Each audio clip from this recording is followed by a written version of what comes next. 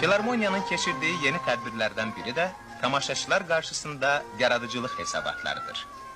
Bugünlərdə burada bəstəkar Emin Sabitoğlu'nun mahnıları gecəsi keçirilmiş, tanınmış müğənnilərimiz bəstəkarın təzə mahnılarını ifa etmişlər.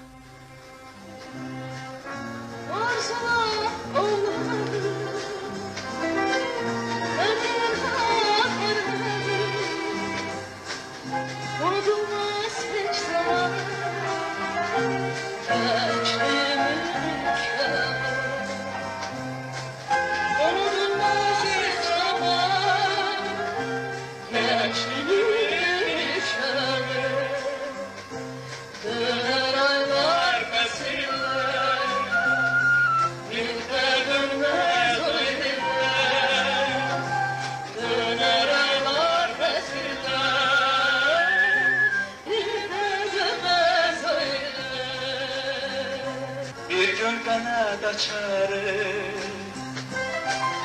yuvamızdan uçarız, ilk uşarız sakın.